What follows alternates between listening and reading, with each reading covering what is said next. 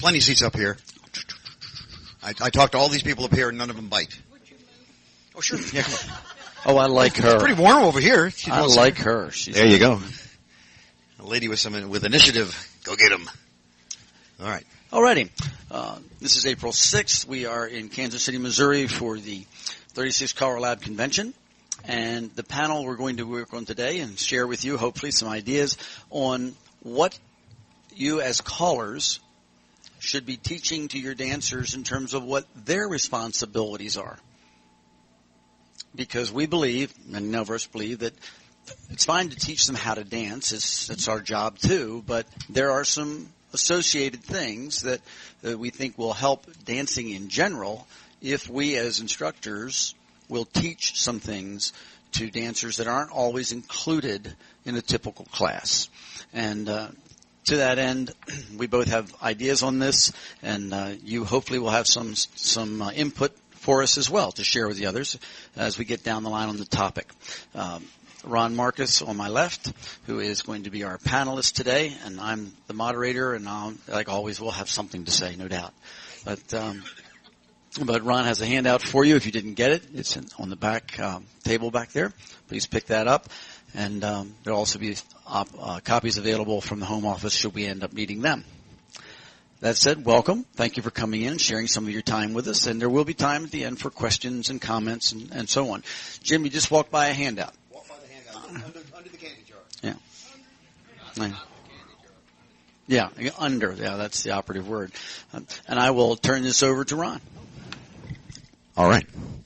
The whole business of teaching of dancer responsibility, splitting things up between callers and dancers. Dancer responsibility was an idea that I've been using for the past several years. And first of all, a little disclaimer: this is not, if you're looking for a revolutionary new way to teach, this is not the way. This is not going to be a revolutionary new way to teach. It's just something that's worked for me, and I thought I brought it to the board here a year ago or so, and they said let's do it.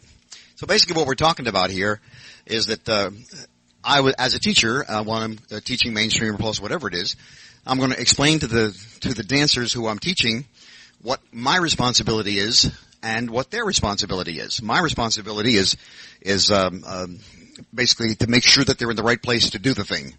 Don't call a right and left through from a trade by after a completed trade by setup. Well, you can, but it's kind of iffy. But don't call ladies chain from all four boys in a line and four girls in the other line. So my responsibility is to make sure that the phaser, formation, arrangement, sequence, and relationship are all correct before I deliver the call.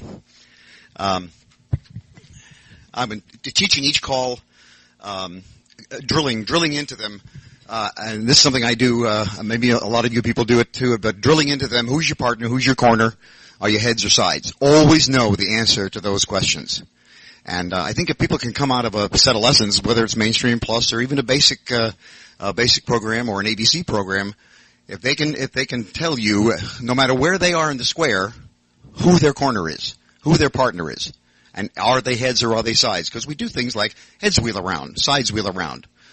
Just the head boys do this, this sort of thing. So who are you? You need to know who you are. And of course, especially with ladies and singing calls, recognize that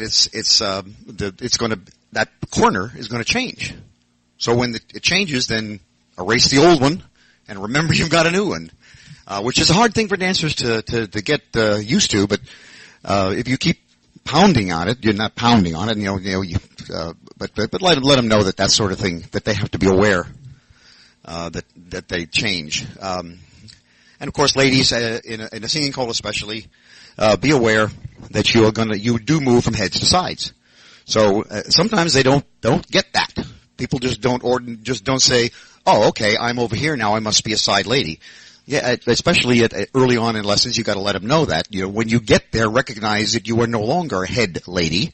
If you hear heads do something, that ain't you anymore. Not for a little while.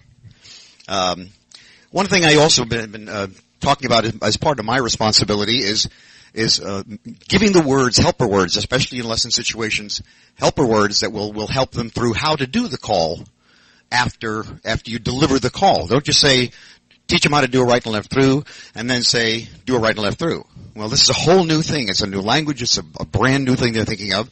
So what you want to do is you want to say, do a right and left through, and then real quickly give a right pull by and a courtesy turn. Now, eventually you can drop those words out, and eventually you won't need them. But early on in lessons, I try very hard to make sure that dancers know that it's my responsibility to deliver those extra little helper words, and I also let them know we should also let them know that there's going to come a point in time when you're not going to want to do that. You're not going to do those helper words. Their responsibility is going to be to know what to do when they hear right and left through or star through or something. Real pitfall in a lot of calls, when dancers have nothing to do, what do? Nothing. I pound on them. Don't do anything. If you don't have anything to do, that's what you do. Nothing. Because especially early on in lessons, dancers seem to get they have the idea that I need to be doing something. They're doing something. I need to be doing something too. So they start wandering around. And there are a lot of calls where there are two inactives, and there's a place, one little point in time. It's a short little time. It's a split second in spin chain through where there are potentially 6 people with nothing to do. Wander? The chances are just astronomical for people just start wandering all over the place. Go ahead. One of the things that I will tell them right from the get-go is, whatever you do, don't look behind you. You don't want to know what's back there. I can see it. Trust me, you don't want to know. Because they look behind them and they turn around because their feet follow their heads. And then it's like, okay, how are we going to get around that? But the other thing that Ron mentioned, I do want to chime in on, it's important. He was talking about knowing if your heads or sides. It is so helpful for dancers if we make sure they understand to know whether they are ends or centers. And now leaders and trailers, we've defined that and put that in. And brand new dancers, of course that's a lot. I'm not expecting that. But as dancers mature, I want them to be thinking about that when they're not having to think about the definition of the call. Right? When they now understand how right and left through works, they don't have to worry about it. And I want them to know, am I a center or am I an end? And that makes such a big difference in their success. And how do they know that, ends and centers? Because they're touching hands. And we teach them that in the beginning, and then we forget to emphasize it. It'll improve new dancers' success rate. I see it at festivals every time in the spring. We have the new dancer hall, and they're all over the place. And you stop and you say, let me show you this little neat trick that's going to improve your success rate by 50% immediately. Because we taught it in lessons. We did. But then we forget to go back and pound on it a bit. And so touching hands, they can then determine if they're centers and ends, which is a teaching technique specifically. And I know Ron has more of those, and I'm going to also be doing some things about what they're charged with doing as well. Thank you, Ron. The next little point I want to make is, and this, everybody looks at me like I'm speaking Swahili when I say it, but I think it's very important for the dancers to understand that calls are delivered to people who can do them. The calls are not necessarily delivered to everybody in the square. Sometimes, yes, but sometimes no. So if you have nothing to do, what do you do? That's right. And that's what I do, is exactly what I do in classes and in a teaching situation. I'll do the same thing I just did you. You've got nothing to do, what do you do? And so they'll get that, it's a kind of a fun way to get them used to the idea that if you've got nothing to do, that's perfectly all right. If you're facing out and stuff's going on behind you, that's perfectly all right. If you did everything you're supposed to do to get you there, now it's my responsibility to get those people facing back in so they can get involved in the action and the party too. But it's a tough one. It's really a tough one. The number of beats in the calls. When you're teaching right and left through or swing through, whatever it is, tell them this is a 6-beat call, this is an 8-beat call, this is a 12-beat call, and then you'll teach them how to do it. And then have them count the steps they take. And then constantly throughout the lessons, the business about dance to the beat of the music. But it is dancing. It's not walking. It's not scrambling. It's not rushing from point A to point B. It's supposed to be dancing. And those that do walk to the beat of the music and use the beat of the music, they find themselves enjoying the dance experience more. So teach that and constantly keep on that you want to, the number of beats. And they should, as you tell them what the number of beats are, then they should be able to say it back to you. This is okay, we're going to take 8 beats to do this. We're going to take 4 beats or whatever it is, whatever the call is. one of the things you can do is if you've got them understanding the number of beats in the call, if you blow it, they can get you. And they love it. Ha, that's one. You know. So, it's another way to have fun with it. Because it'll reinforce in them what the timing is supposed to be, and it also lets them have a little bit of fun, when they catch you goofing off. Teaching about walls. What is a quarter? I think one of the hardest things for a dancer, especially a new dancer, to get through their head is how far a quarter is. And because there seems always to be this tendency, maybe I just add a little something on the end here, you know. That didn't seem like it was hard enough. I'll just add a little something here and that'll fix it. And so I teach them, now you probably all use this too, but emphasize to them, count the walls. You hear a quarter, you skip the wall you're looking at, and when you go one wall, boom, you're done. There may be other things going on somewhere else, but you're done. And then on half, I presume, does anybody call or teach in a round building? It's a little trickier there. You've got to find other things that you can use in the round building, but most of the halls we call in have 4 walls, or whether they're squares or rectangles or whatever they are. There's going to be 4 walls there, so you could use that pretty effectively. Skip the first wall, a quarter is the next wall. Skip the 2 walls or clock face, yeah. That's another one, clock face, especially if you're in a round building, but since most of you are not in round buildings, well, we don't, never mind that. And then also teach them where the call starts and where the call ends. And that should be said before I'm going to teach you swing through. It will start and end in an ocean wave. You already know what ocean waves are. So you say it'll start in an ocean wave, it'll end in an ocean wave. It doesn't look like the ocean wave at the beginning, but it's swing through. And then your responsibility is to make sure that they're in the right phaser to do that swing through. And their responsibility is, of course, to execute the call properly. There's a couple of places in there where you want to be cautious, because the end people are standing alone for a little while. And standing alone means wander. You know, again, if you got nothing to do nothing. Just wait for those, because somebody's coming for you, and they're going to be expecting you to be there. And if you're wandering around, you're not going to be there. So, in general, the caller's responsibility, I think number one is one of the most important things about it is entertainment. Keep it fun. You know, we already talked about a couple of things where you can throw a little bit of fun in there. And like the business of catching the caller he didn't have you in the right position to do something. He didn't give you a right number of beats. You know, you can have a little fun with that. Your responsibility is the formation, arrangement, sequence, and relationship for your dancers. You know, don't call I gone blank. Yeah, don't call right. You've got, pass through. You got, lead to the right, circle to a line, pass through, right and left through. Okay. Well, you got to make sure that's, and let them know. And again, you can have fun with it. If you put them in the wrong place, you're going to get, there's another one. We got you. So, if you came in, there's flyers back there under the candy jar.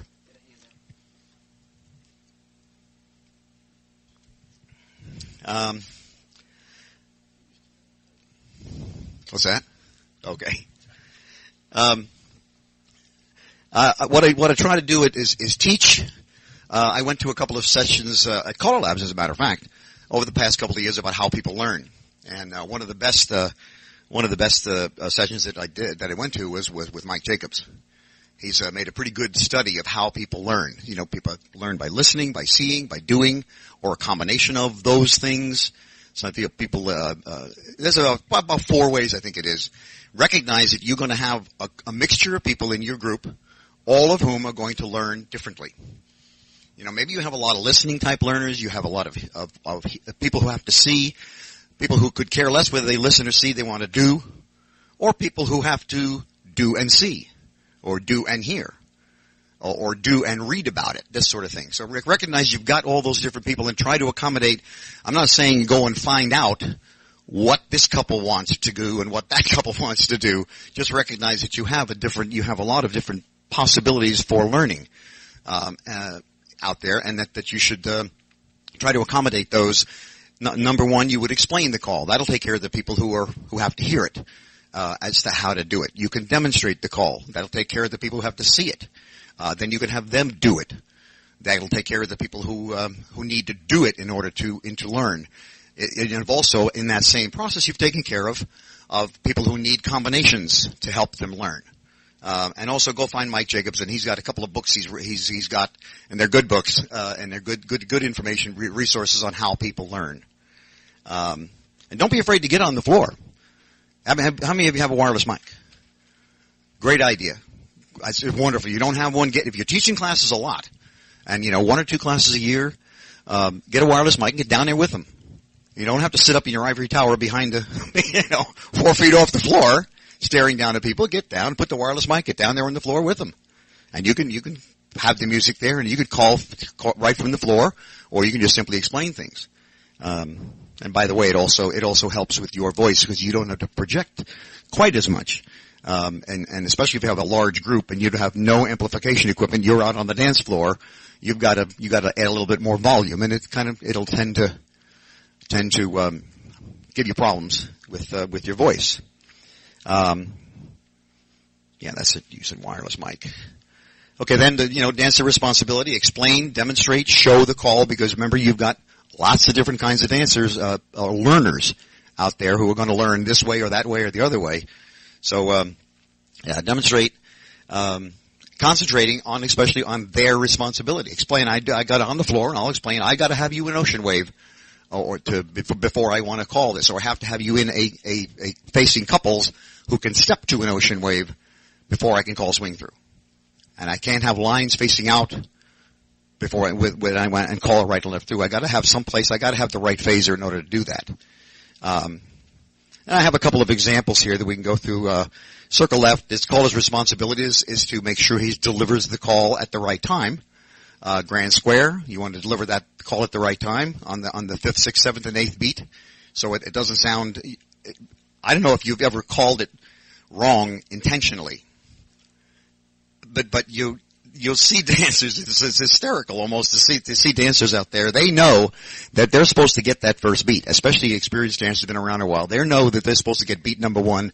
That's when they move on the grand square. So if you go beat, 1, 2, 3, 4, 5, sides, face, grand, and then comes beat number 1, they know it's beat number 1, and they're expected to go. And again, you can have, if you call it wrong intentionally, you can have a little bit of fun with it, because now you've kind of tested them on their knowledge of this. Where do I get the start? I'm the dancer. I'm supposed to get beat number 1. Give it to me. And so they're kind of, and you can have fun with that. If they blow it, if you blow it and you call it wrong, oops, there's another one. We got you again. You can have a little fun with it. Forward and back. Make sure that I said something before, I guess, that I have almost seemed silly. Calls are delivered to people who can do them. Well, the caller's call should be called if you want the people to do them. How many times have you been at a dance, you hear, heads move up to the middle and come on back and square through? Well, you barely got to the middle. Heads up to the middle and back square through. Well, why did you, if you didn't want him to go up to the middle and back, why did you call square through? Why did you call forward and back? Just call square through. Because a lot of dancers use, especially if you've taught them the number of beats they're supposed to be using, they know that you didn't do your job. You didn't give them the time they should have had to do their job. Swing. The caller's responsibility, of course, is to make sure that you're facing somebody who you can swing. That's always helpful. And then, teach them little things like lean back in the swing or lean back away from each other a little bit, so you can, helpful hints like that. How to twirl. I guess you could hope that they'll figure it out on their own, because you want to teach them swing, twirl, promenade. It's part of the fluff to a singing call, or to patter, that sort of thing. So teach them how to do it, and also teach because of the aging of the square dance population nowadays. There are a lot of ladies and men who don't want to twirl. So ladies, you need to teach the ladies, because they'll wear a badge, please do not twirl. But not in lessons. They haven't been anywhere to get this badge yet. And so what I try to do is I try to explain to them, ladies, if you don't want to be twirled, then you got to let that guy know, because he doesn't know. This is the first time he's had you in his arms ever, dancing with you as opposed to dancing with somebody else. So teach him how not to do it. How many do you teach not how many do you have teach not to twirl? What do you do? The ladies have the control over that. That's right. The ladies have control. If you don't want to be twirled, you're in charge. So what you do is when he raises his arm to twirl you, you push it back down again. It's just that simple. You know, he goes, you're swinging and he wants to raise this hand up to twirl you. Don't let him. Just push it back down again. And also say, I don't want to twirl. I can't twirl. And if a lady wants to be twirled and a man doesn't, I think the simplest thing to do is for the lady to say to that man when they're swinging, I don't want to twirl. Or the man to say to the lady, I don't want to twirl. And I'm not going to twirl you. I mean, she wants to do it on her own, that's fine, but if he doesn't want to raise his arms, then that's okay too. But let the dancers know that that's within their realm of responsibility, within their realm that's okay to do. Allemand left, I personally believe, and that's why there's a whole long slew of things here about Allemand left. I personally believe that Allemand left is one of the tougher calls that anybody ever can learn. Because when you first start calling it to a group, you got them in a big circle. So their first impression of Allemand left is, men are turning left, ladies turning right. Well, that's not always the case. Sometimes you Allemand left with somebody in front of you. Sometimes you Allemand left your corner, and sometimes you just do an Allemand left to lead into something else. Allemand bar, for instance. Or promenade, but don't stop, don't slow down, heads wheel around and do something else. It's really tough for them because if you look at all the possibilities where an Allemand left is possible, what you're doing, and you're doing the Allemand left with, the person you were doing it with, is not your corner, it's the available person, whoever is available to do that Allemand left with. You know, head square through four hands and pass through. Allemand left. Well, why not?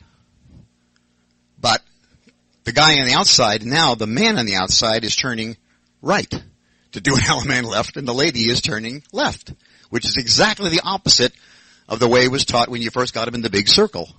So you need to be real cautious, I think, about Allemand left. And what I've been trying to do, I personally have been trying to do over the last, I don't know, five or 6 years of teaching lessons, is if I want them to do an Allemand left with their original corner, like in a singing call, or their original corner in the patter, or in a singing call, their corner, I'll say Allemand left your corner.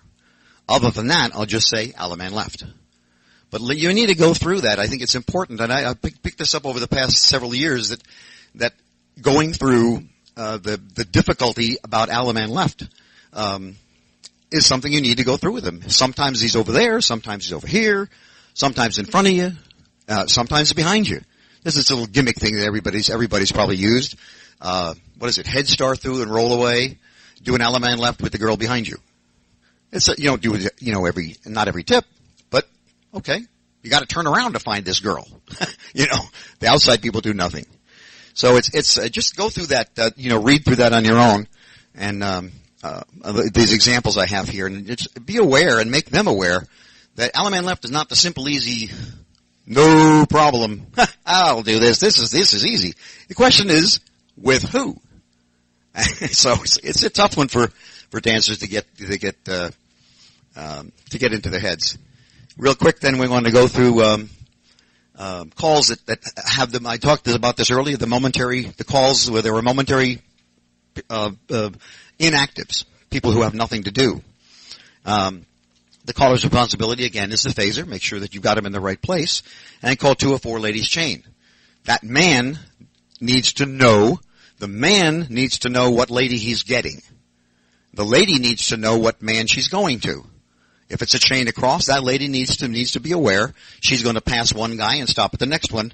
And his responsibility then is to do that courtesy turn. And he should be ready for it. It's not like, oh, surprise, surprise, look at that. She's coming over here and I'm going to courtesy turn her. Well, it is a lady's chain. So some girl is coming at you. So, and be ready and be aware. Men step a little to the side, hold the hand out to make the courtesy turn a little bit easier and smoother so that the lady doesn't have to come over here and then go back over to the other side to get the courtesy turn in. So just, that's a dancer responsibility. It's because when, as a caller, you're going to call two ladies chain. Or you're going to call head ladies chain. Well, that encompasses a whole lot of things. These ladies have to know that they use a right hand. The men, the inactives in that call have to know that their part is coming up. They got to be ready for people to ensure that the timing and the flow and the smoothness is there. So, another one you need to look at is a swing through. You know, half right, half left. Or ends and adjacent centers half right, and then centers and new centers half left. Well, there's this little momentary point in time when the ends are standing alone. And that's when, what do? Start wandering around. Must be something I should do. But I think that idea gets into their heads because early on in lessons, everybody's always doing something. Now all of a sudden we have things where some people do things and some people don't. That's the way the call is, so that's okay. Run and cross run. There's inactive dancers there. Tendency to wander around. Be aware. Just be ready for those things that, same with fold and cross fold. There's inactives there. Circulate. This is the kind of the call that starts separating the men from the boys because now we're not looking for a person. We're looking for a spot. Well, that spot's going to be empty, but that's the spot you need to go to, you know, and hope you land there. So you, especially if it's an all 8 circulate, all 8 dancers are moving all at once and they're all going to a place that is no longer occupied by somebody, but they got to know where that spot is. So it's a toughie for them to get through get down. Let's see, dancer's responsibility to know where the spot is. And then when you get there, you're done.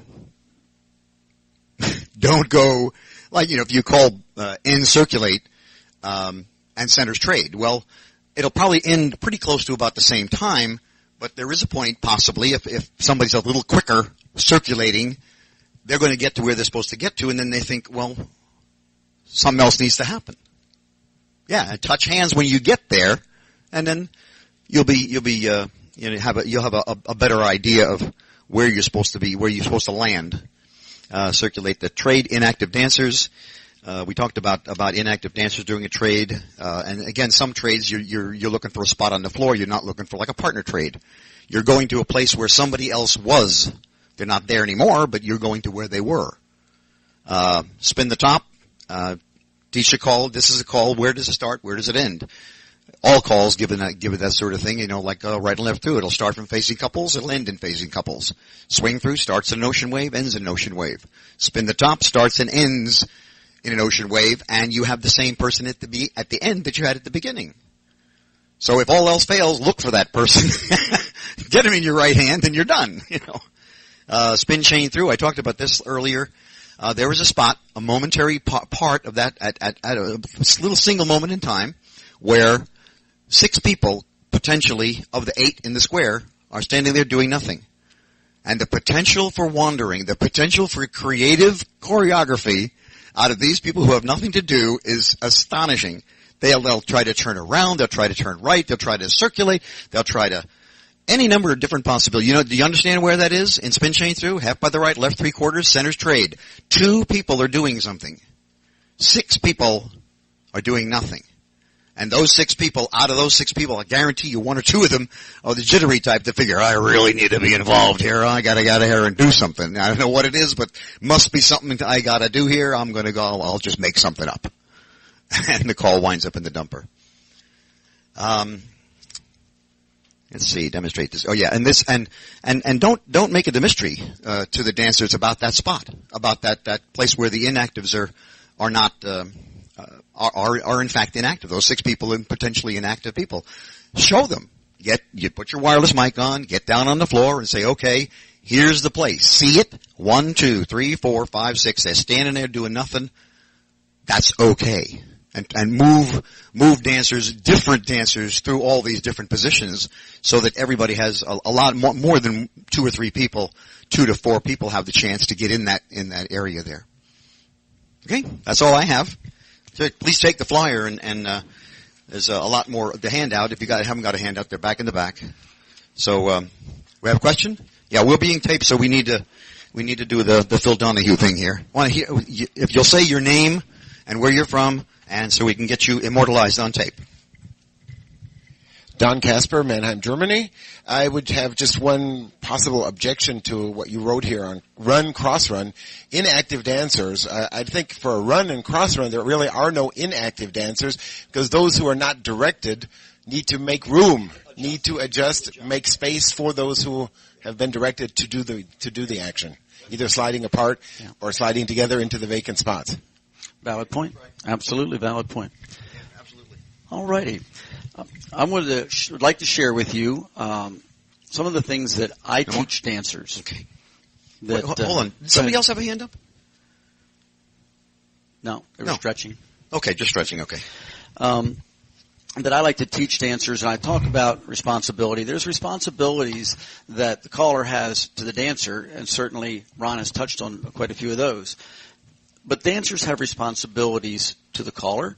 They have responsibilities to their class. They have responsibilities to their club. They have responsibilities to themselves. And they have responsibilities to the other dancers.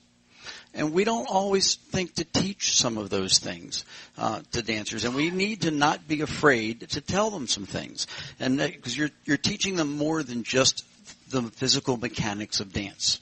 And if they're going to be committed to it and the class is going to be as successful or the club group's going to be as successful, and if they're going to be successful as dancers and well received by other dancers, then they need to have some help with that. I have a quick question to interrupt myself is, are we okay for temperature or do we need to chill it down? Everybody good? Okay, just checking. Responsibility to the caller. I would explain to someone in lessons in particular, because this is where they're getting their foundation, right? They need to be on time. First tips, a warm-up. In some cases, a review. Depends on your group and how you're running your class. But they have a responsibility whenever possible to be on time. We know things won't always work, traffic, whatever, and you make allowances. But it's explained. We'd like to see them on time. I'd like to see them understand that they do have a responsibility to ask questions in a class environment, or even in the club or workshop environment. I recommend and I teach them you want to ask these questions at the end of the tip, right? Yes, and John's correct. You ask that question of the caller, not another dancer. You ask the question of the person who's teaching. My wife Mary is a phenomenal dancer, has been a caller, can do that. Someone will come to her with a question. She'll say, you need to go ask John. It keeps that focus in place. Also, there's always invariably somebody in the room who thinks they know, and they may know a precise definition, but there are things that as instructors that you have figured out, your experience has shown you a different way perhaps to answer that question that they've come to you with aside from reciting the definition back. And so they need to understand who they come to, and by coming to them between tips. I also try to teach them a responsibility there is that you give the caller what the caller is asking for at that moment in time during the actual dancing, and then come on the break and talk to them. Some people may understand well what's going on and want to continue. You don't want to be stopping all the time because someone's doing this. Now, this is a judgment issue. If you're in a beginner's class and you're introducing a call for the first time, you don't want to lose them that first time through if you can possibly help it. So I might well accept a question at that point. But generally, I want to see that question asked later. And even sometimes after the dance. And there's a reason for that. Because as you talk to the person one-on-one, you may get a better insight to them and find a different way of explaining something. An example I like to use is finding out what people do. I had a gentleman that really had a terrible time getting a grasp of square through. He was in his mid-70s, and I said, do you drive? Do you still drive a car? And I didn't ask it in a demeaning way at all. And he said, yeah, I still do. I said, well, let's try this then. And you're going to hear 1,000 ideas like this as callers from other callers, and listen to them, grab them, hang on to them. They're helpful. I stood behind him. It's just the two of us. I stood behind him, and I said, I'm going to make you the driver of the car. And I'm the passenger, and I'm sitting in the back seat. And I would like you to drive me around the block. But the block is one-way streets. And they're all to the right, because I had him on what he would relate to as the bow side. And I want you to drive me, but they're one-way streets, and they're dead ends. So when you get to the end of that first street, you got to turn right, because all the streets are one way to the right, but every street's a dead end. So I had him drive me around the block, and I just stayed right behind him. And I said, and the very last one, there's no turn, there's no place to go, right? But I want you to just drive me around the block. No problem. We did, of course, revisit the idea you have to alternate hands, but let's first figure out that roadmap that we've given him, right? And then I put him on the other side. No lie. I said, now the streets are one way to the left. And he could handle that. But I only knew that because I took the time to find out. I have another dancer who couldn't see a formation in particular, and I wanted to talk to him. I found out, what do you do for a living? He was an air traffic controller. And the formation I wanted him to see happened to be a triangle shape. And he wasn't seeing that. Now, that's a little scary as an air traffic controller. But remember that the view from inside the square is entirely different than our view from outside the square. The dancer's view is different. So I just had him draw me. There's 3 airports in the area. So explain to me about those lines that I see on the TV shows or these dashes going away. Show me what they do. And he said, well, this one means that and this one means this. I said, okay, well, how would you get from one airport to the other? Would you draw that for me? And he did. And I said, that's triangles. And he saw it immediately, of course, because he's used to looking at a screen, seeing that, not from within a square. So have them ask you, and you look for a way to reach them on a plane. But they need to know it's okay to ask. They need to be encouraged to ask if they're not seeing something, and you need to make it available to them in such a way they're not embarrassed to ask. But that is the responsibility of a dancer, as a brand new student or even as an experienced dancer or someone who's in a workshop, or if they're confused about a definition. And that happens. People say, well, I thought it was like so-and-so. So they need to know to ask. Now, going back to what we said before, people learn differently. The guy who learned the square through by driving around the block, that wouldn't help somebody else, but it helped him. That's right. So people learn differently, and like John's saying, find the way that person will relate to you. I tell the dancers whenever possible it's their responsibility not to leave a dance early. And I explain why. It's not just because the caller will have his feelings hurt. It begins to detract. I mean, it can. I mean, certainly, you wonder, geez, I wonder if everything okay. They didn't even say goodnight. It's their responsibility to say goodnight. It's their responsibility to tell you they're leaving. What if you're going to teach something, you don't want them to miss it, But also it gives you that opportunity to show that you're concerned about what they're doing. Is everything okay? So ask them to try not to do that. Dick Jones, the famous Dick Jones, some of you here do not know who Dick was, but an outstanding, phenomenal entertainer, would say, if you didn't dance the last tip to me, you didn't come to my dance. He always saved something special for the end. So people didn't want to go home, and that was smart. That was a good way to do that. But ask them to try not to do that. If they are going to go, have them let them know. It's their responsibility to let you know. We teach dancers things like it's your responsibility to welcome people into your square. And you need to tell them that. Welcome people into your square. Don't preset squares.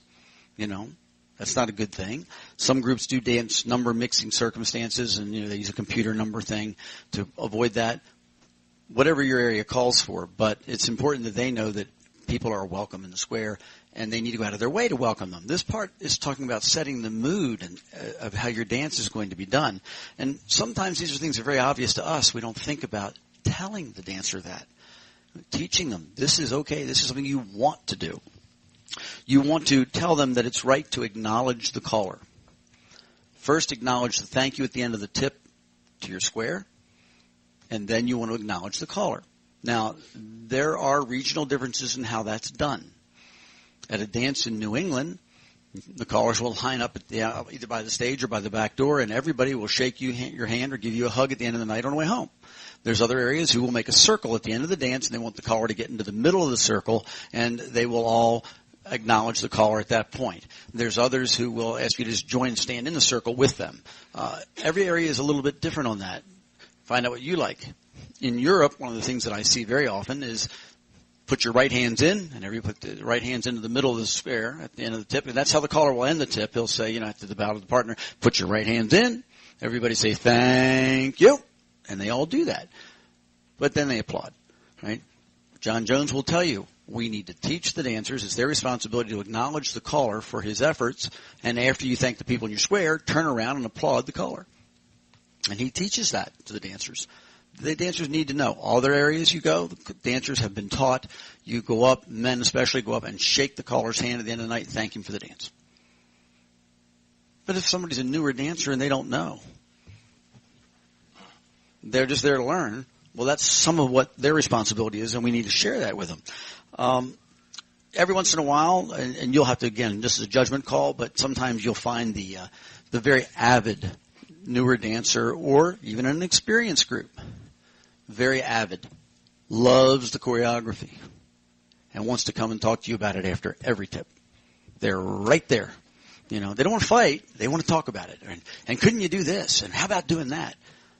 But then your time's been monopolized. You need to share your time.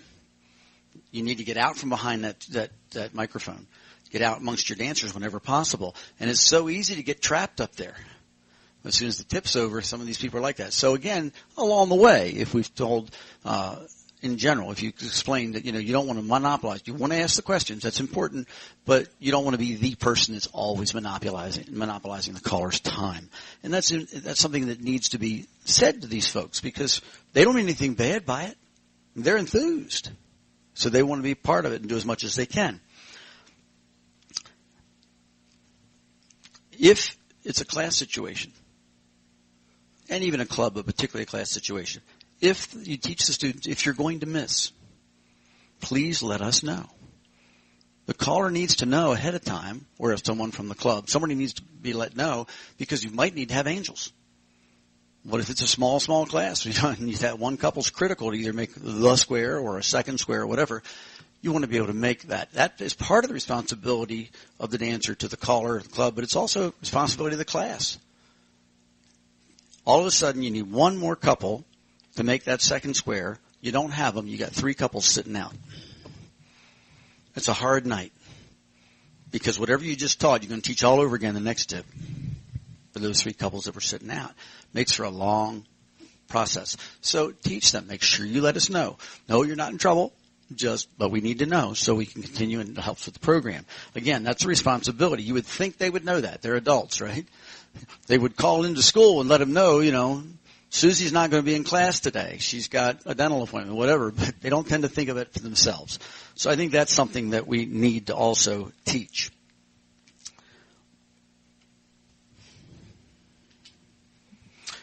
It's their responsibility to study their definitions. Everybody's different in how they do that. I know some callers who say, here, take these 5 call definitions home, read them, and I'll come back and we'll teach them to you next week. That doesn't work for me. It does touch on Ron's comment about how people learn, whether they learn by reading or kinesthesia, kinesthetics, visual, what have you. But I personally want to introduce them to the call first. Then they can have a definition. But they need to understand they're responsible for that definition, and they can read it, they can study it, and then they can also ask questions about it. But they need to know they have some responsibilities, and some of that responsibility, again, applies to the other dancers. It's not just to the caller. They need to know that. And it's not a bad thing to tell them. You're not making it onerous.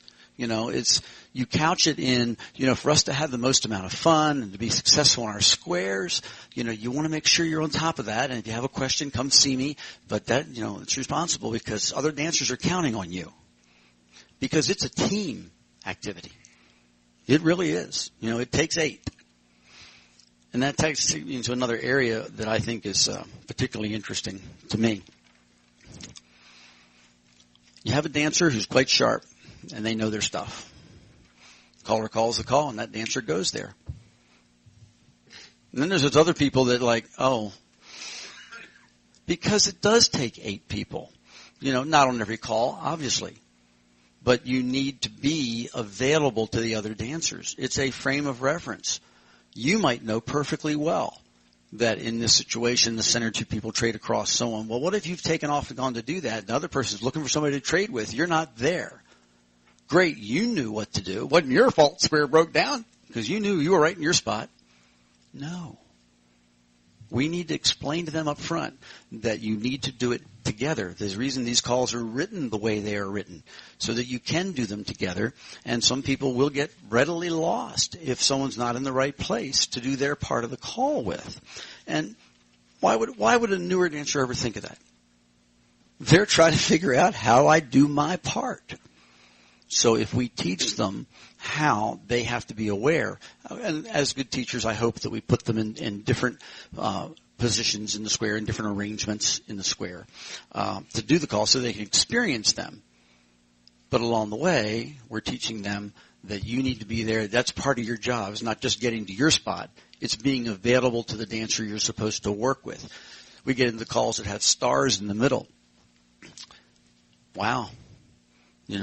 Spin chain the gears, spin chain and exchange the gears. Somebody's got to follow somebody.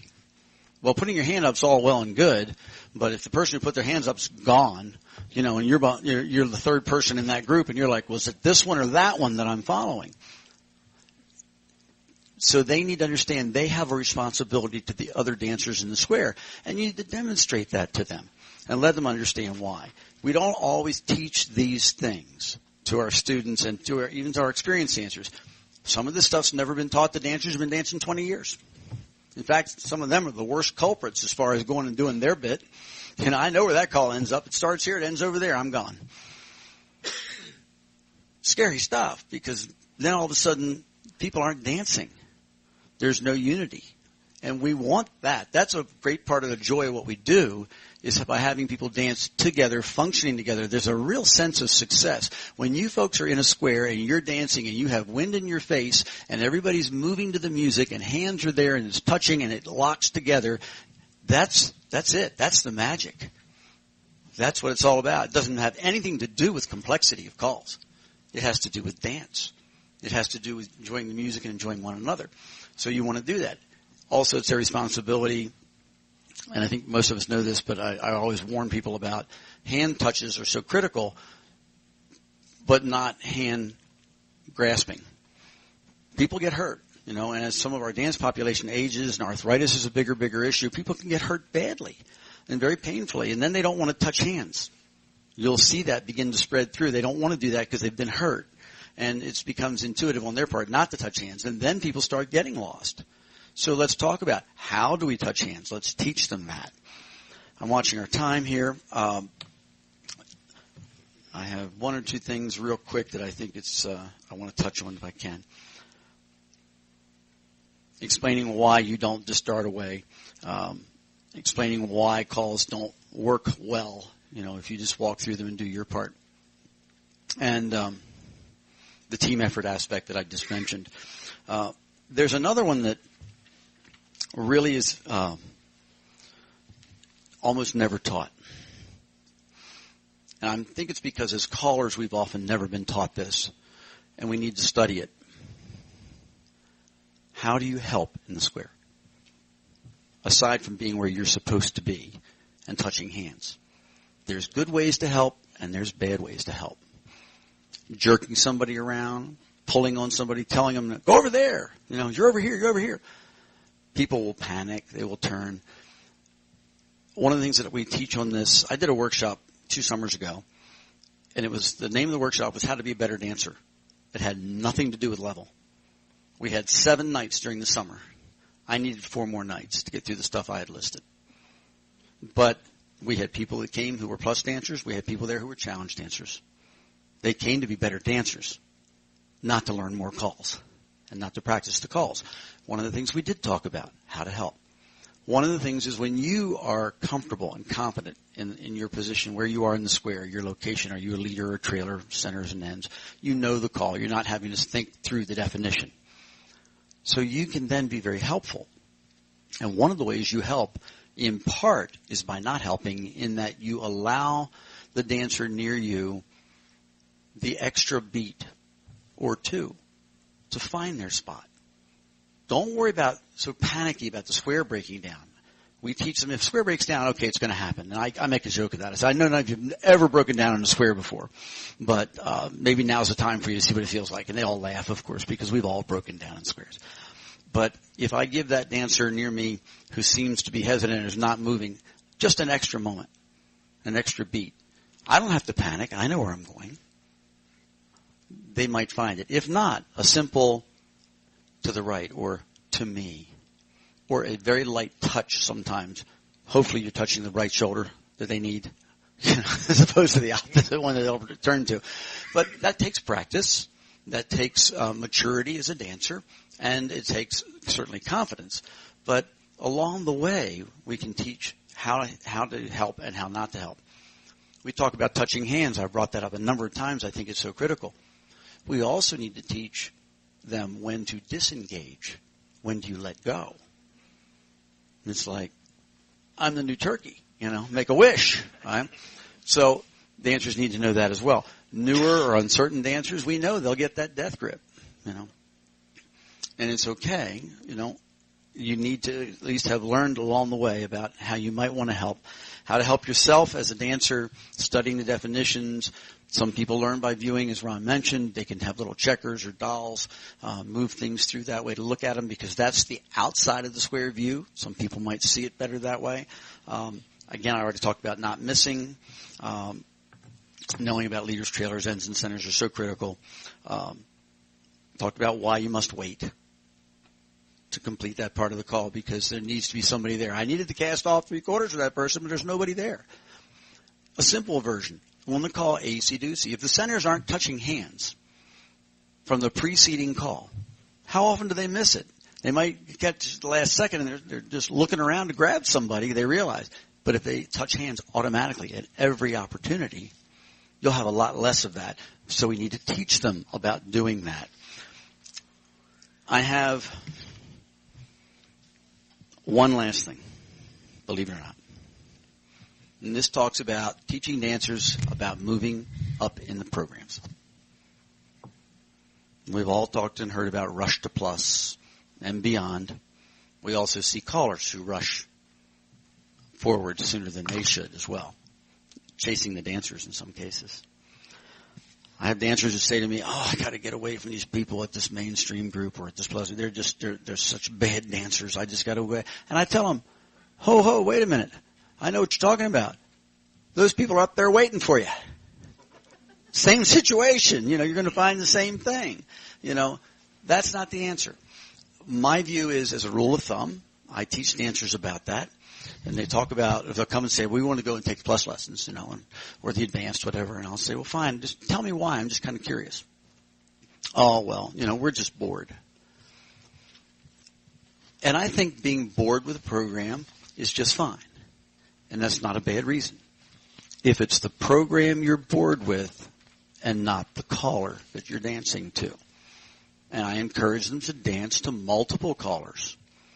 Try it out. Make sure that's really, that the program is what you don't have any enchantment with any longer. Maybe there's more things that you haven't experienced yet. We also talk to dancers and teach them about one of the things they might miss by moving up. Especially the people that move up fast. They never think about, if I'm going from here to here, kadunk. But there was all this fun in between, and people they might get to know and enjoy. There was no time for that. They blew by those opportunities. But people don't think that way necessarily. So we need to teach them ways to think about that as well. And those are some of the things that we as callers and leaders and teachers need to share beyond how to do a call. I think that will help dancing in general, from the quality of the dance, the enjoyment of the dance. And that would be what I would have to share with you today. And we have a few moments, I think, for questions, comments. All right. We know this gentleman. He's going to tell us who he is anyway. That's right. Don Casper, Mannheim, Germany, once again. One of the things that I have seen at the plus level is the all 8 spin the top. And it goes along with what you were saying. The dancers who rush when they hear the call, boom, they're out of there. And it's especially those moving up around the outside. They will tend to go more than the quarter that they are supposed to go. Mm-hmm. I mean, at the mainstream level, when we call spin the top, everybody's kind of knows we go from a wave this way to a wave this way.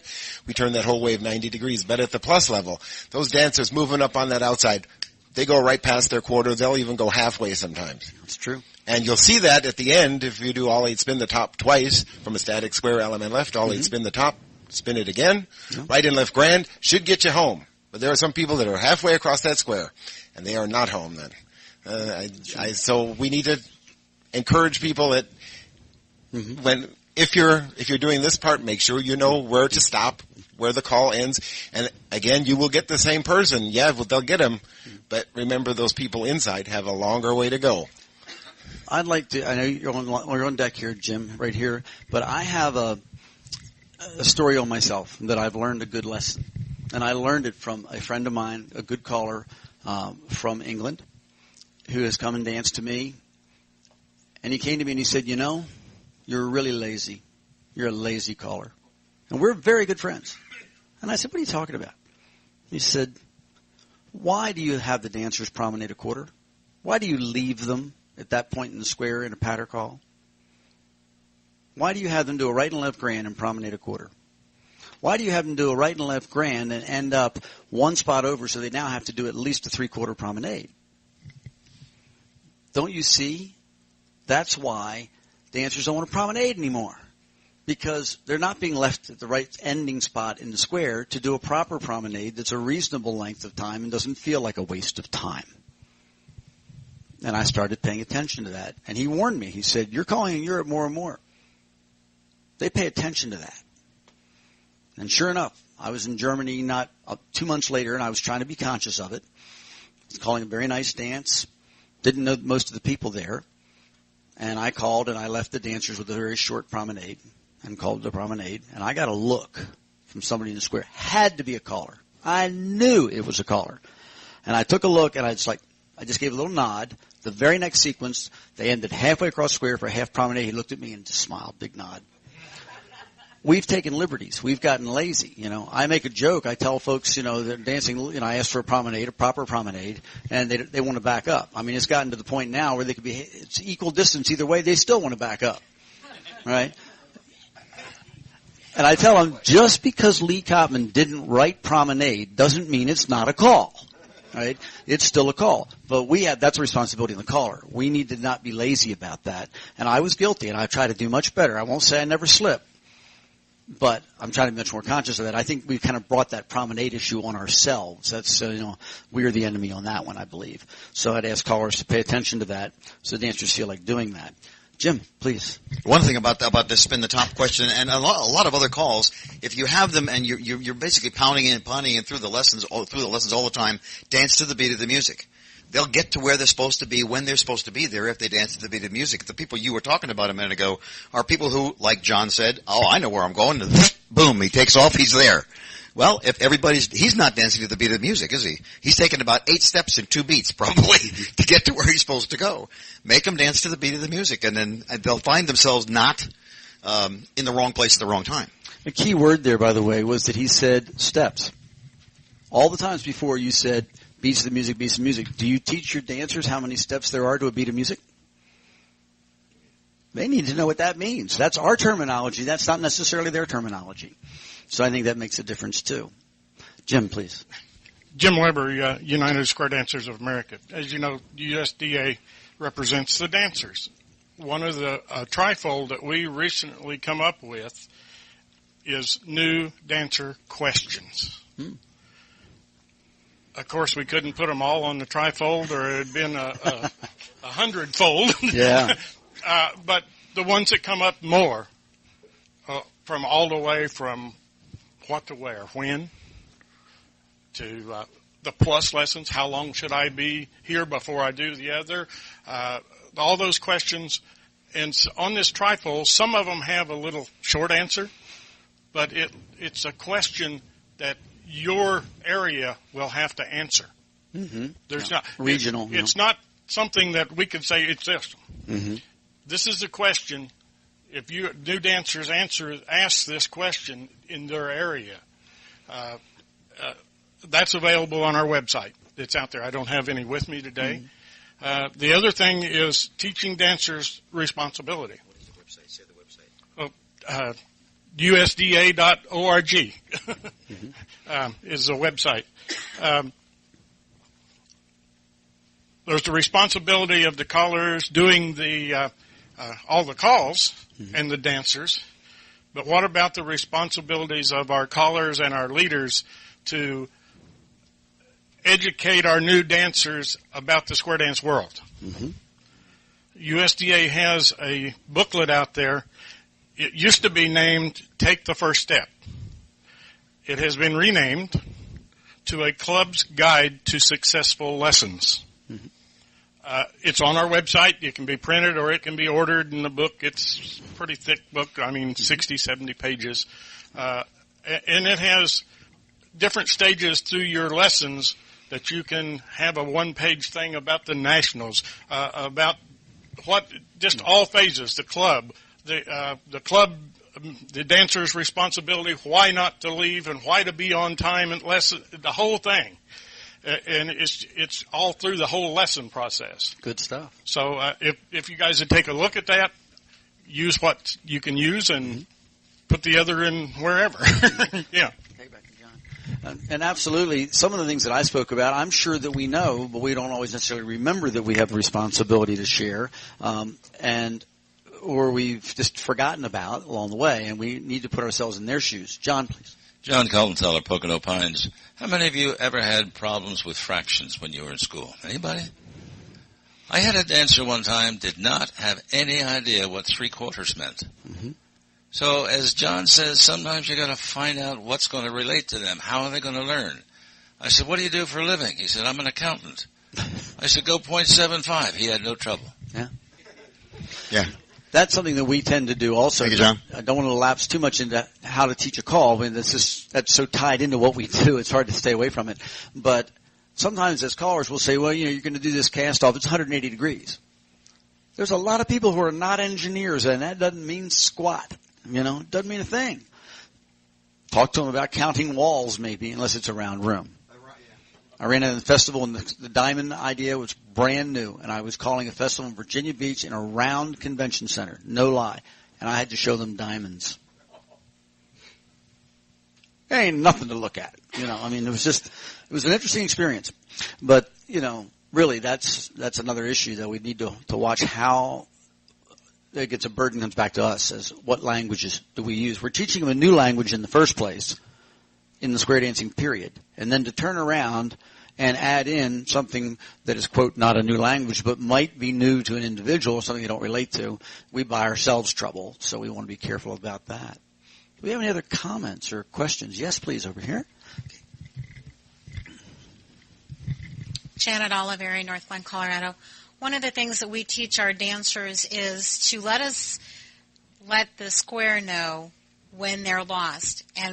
But to do that, if they put up their hands and dance with their hands up, somebody will touch their hands to teach them or help them know which direction to turn.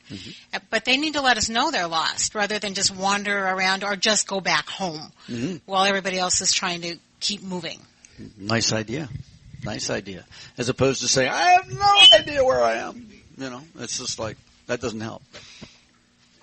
Anybody else have thoughts or ideas they could share with the others? Along with what Janet just said about hands up, one of the things I've been saying for a long, long time to dancers is smile, stay loose, and keep your hands up.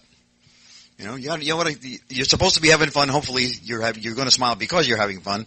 And on top of that, if you're smiling, the other person really doesn't know a whole lot about what you're thinking. So, but they think you're happy and you're smiling. And stay loose. Standing there like a stone pillar, that's not going to help, because if you need to be not here, but here, and somebody else knows that who can help you in your square, and you're nailed to the floor, and you're, this kind of thing, well, they can't help you. And if your hands are down here, hand is the first 4 letters of handle. So, but, and also, along with that, teach the dance teacher, your newer dancers, that the handle should be handled gently. None of this pushing, pulling, yanking, whatnot else. I say square dancing is a gentle sport. So we need to keep it gentle, otherwise somebody's gonna get hurt. And I have seen people get hurt, and the hands get squeezed too hard, and arms get pushed too much, and this sort of thing. You definitely don't want to have enough trouble getting people in the door in the first place, rather than and then they get in there and they get hurt, and we don't want that to happen. So. To make light of things, occasionally I'll tell dancers another one of your responsibilities as a new dancer, especially this is a responsibility you must take very seriously. You must remember to breathe. Because they get so uptight at times, and you just make fun of it, make light of it, and you go from there. Not really a comment, really. I'm sorry, who are you? My name's Bob Asp from Rockton, Illinois. Very good here. I really enjoyed it, got a lot of information out of it. We forgot one thing. We're still teaching fun. I tell you, that's the biggest thing. You got to see smiles on them out there, and that's basically what square dancing is all about in my book, is having a good time, and that, because if we don't, why do they want to come back out and see us? So it's true. We got to make sure they're having fun. Yeah. But I don't think you can say to the dancers, and it's your responsibility to have a good time. I mean, but it's, we all of us can never lose sight of those ideas. Those are things that it's got to be at the very core and heart of what we're doing. And also, you need to be having fun. That's a responsibility you have to yourself as a caller. If you're having fun, chances are pretty good that most of the dancers will, unless you're twisted. If you're not enjoying yourself, then you're not doing something right. It's our responsibility to make sure it stays. Yes, it is. That is a responsibility of the callers and leaders. And to whatever skill set you have or need to develop, you need to find a way to make that happen. And we know fun is different things to different people. We all acknowledge that. But, you too have that responsibility to yourself, is to be able to go in and have a really good time, because that will convey every time. If you're having fun, generally the dancers are, even if they're not getting the calls. As long as you're having fun, everybody's laughing, nobody's bleeding, that's always a good sign, Does anyone else want to share anything? Yeah, as far as your comment there, Bob, about make sure it's fun, the first thing I put down under caller responsibilities was entertainment.